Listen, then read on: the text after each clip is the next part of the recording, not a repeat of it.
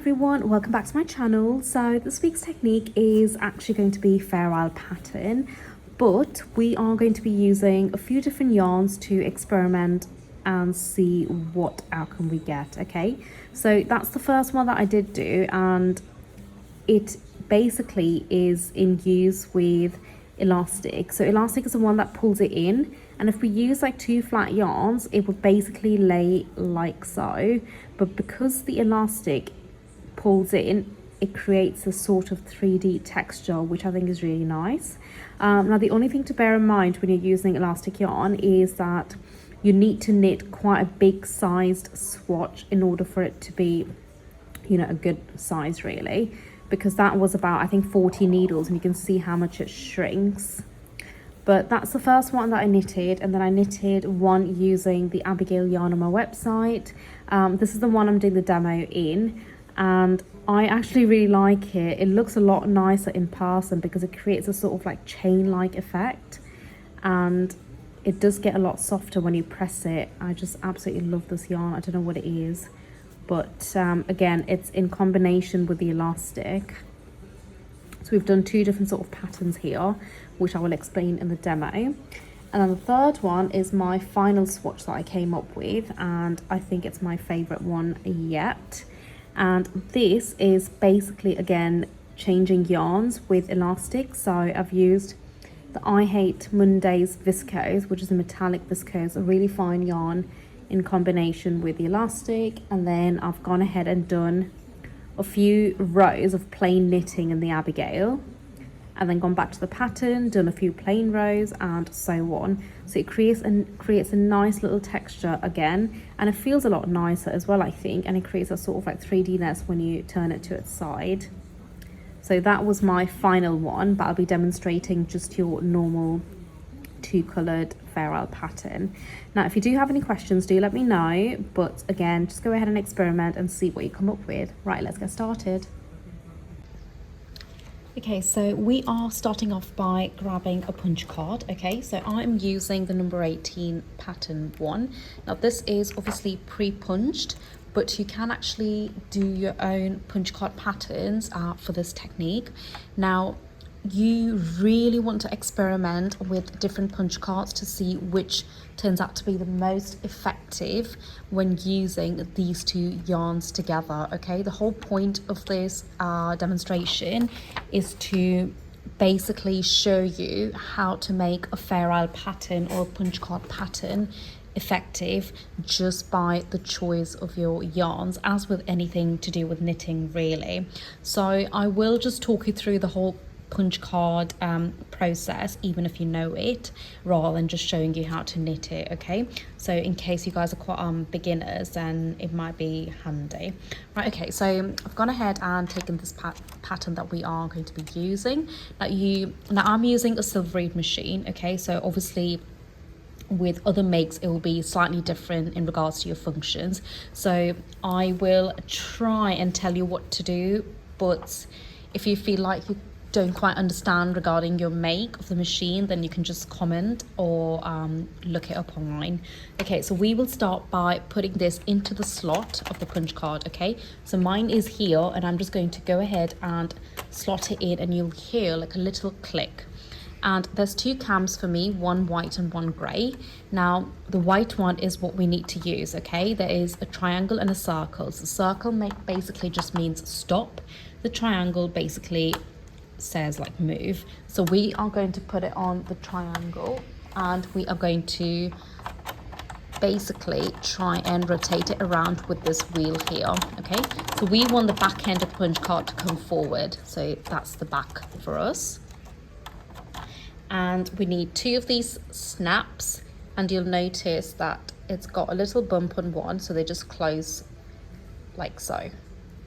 So what we are going to do is we're going to bring the back over to the front like this, and we are going to lay it behind the front. Okay, and then we're going to grab our snaps and place it back to front, so through to the bottom, and place the front of the punch card over the back and close it, just so it runs really smoothly as a repeat. do the same. So the snaps go through the back to the front of the punch card lays over the back and close it. Now we can rotate it down to under 48 where the first line is, okay? Now the next step is to select your functions on the carriage. So the first thing I'm going to go ahead and do actually is this white cam here is going to go on stop, okay? So it selects the pattern for me. And the grey is currently on S. S stands for short and then L is for long. So we are just going to go ahead with S for the moment, okay? Now on your carriage, we are going to make a couple of selections, okay? We've got a cam on the left and on the right, so on the left and the right, sorry. And that also has two signs, which is a stop and triangle again. So we are going to go ahead and move it over to triangle and triangle on both sides, okay? And we are going to do nothing else. So we will just knit about a couple of rows. So that basically just sort of sets up your machine to Fairisle mode, okay? Now we are going to first start off by moving our cams. So the center cam here, just underneath your dial, will go from the center to F. And we are going to then grab another color. So we are obviously using the elastic yarn, and our base yarn is currently the Abigail one, okay? So that's a metallic viscose blend. And I'm just going to go ahead and place my patterned yarn in front here. There's a little slit. There's a slit here. It just goes and sits in the front as so. Now it is different on Brother Machine or any other makes again, okay? So again, just have a look at the information. Okay, the next thing you want to do is this white cam here next to the Fairisle, the punch card, goes onto a triangle, okay? So then it will allow the punch card to rotate whilst we're knitting. Now we're going to go ahead and knit our rows. So I'm knitting on tension 5 at the moment, but you can obviously change the tension as per the yarn that you're using. You can combine the elastic yarn with any yarn to get a similar effect, but again, obviously the outcome will be different, so just experiment.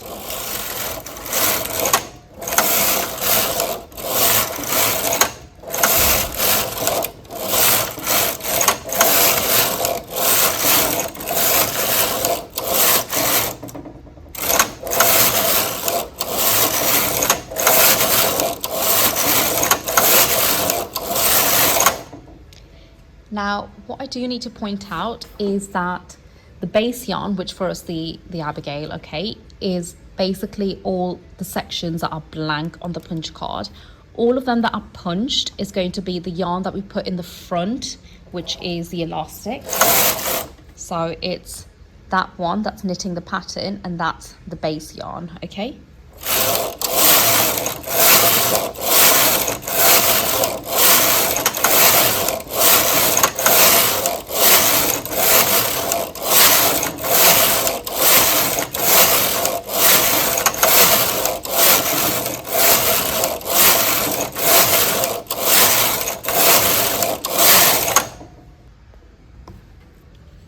So that's what a Fairisle pattern is currently looking like.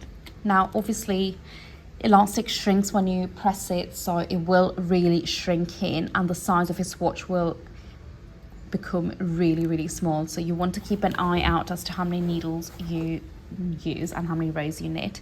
Okay, so at this point, I am actually going to go ahead and swap my yarns around. On my carriage, all I'm going to do is swap these yarns around, and basically that will give us a completely different pattern solely because the yarn is very different. So the elastic shrinks, and it's going to shrink in different areas of the pattern, okay? I'm just going to simply remove my yarns off the feeder and then put the elastic back as the base yarn and the Abigail in the front as the pattern yarn.